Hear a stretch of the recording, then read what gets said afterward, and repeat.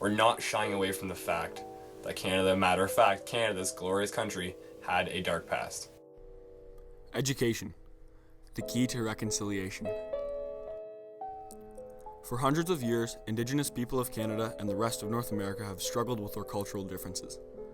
During our English class, we learned about these differences and came to the conclusion that others needed to be educated. On the first day of our journey, we walked into class where we found the word genocide written on the board. We discussed what we thought the word meant. What was the most important learning moment this semester? How people view genocide. At first, nobody could agree on what genocide meant. People would always talk about Rwanda or World War II, not residential schools. As we learned about residential schools, we did some research and found that the United Nations ranks North American residential schools as the third biggest genocide in world history. As part of our novel studies unit, we read 3-Day Road by Joseph Boyden. It is about two Cree snipers in World War I and how they were affected by residential schools. The novel gave us a better understanding of how residential schools affected Native culture. In the class discussions, everyone contributed their thoughts on how to reach reconciliation, and eventually we came to the idea of a documentary to educate others. A lot of people I know, they have the same sort of view as me, and they view these things as big issues, and I always wonder why those things can't be solved. But then you hear the other people's issues who are completely opposite and don't think that this is a problem, and you're like, that's where the big issue with this is, and that's how it is affecting the world still. We reached out to Susie Jones, who is a respected First Nations person that is involved in our school board, to see what she thought of the idea of our documentary. We explained to Susie why we thought it was important we make the documentary.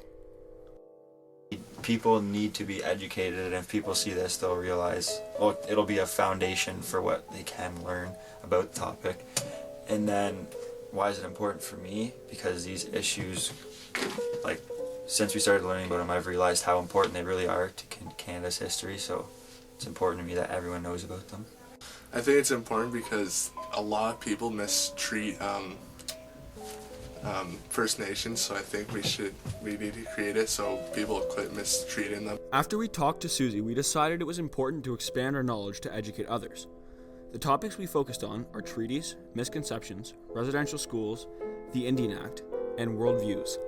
We split up into groups based on our interests in these First Nations, Métis, and Inuit issues. After weeks of research, we set up interviews with many respected, knowledgeable people in our community, many being from a Native background.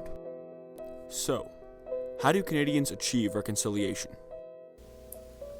Being open first. We need to recognize everything that happened and restore these relations with Indigenous people. Education. We need to start putting history courses into the school board, and we need to start learning about the problems, recognizing the problems, and then doing something about them.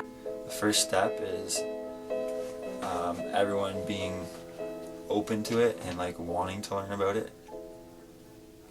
If people don't really care, they're not going to make any effort to try and learn about it. Being willing to learn and then going and actually educating yourself. I think the first step is to get into the school board, get in classes that will teach you about it, get into a history course, because it's our history of Canada. So how do we learn about it? Put it in the school system. I think we need to realize that us as students can actually make a difference, and it can start with us. What did we learn?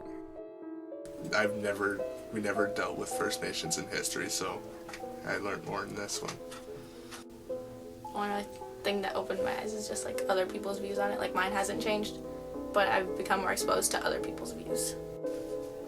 I didn't even know there really was issues. I know that sounds kind of crazy to say, but after taking this course, I realized that there are a lot of things that we need to learn about that we didn't know about. Compare your learning about these issues in history class to English class. How can you compare something you haven't learned about, in history class?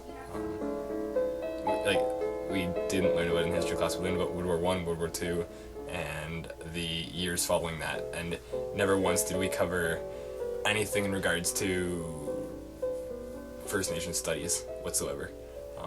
And English class, not only this year, but grade 9, grade 10, and this year, it's always been a main focus of ours is First Nations culture. That was our journey. Now it's time for all Canadians to take their first step.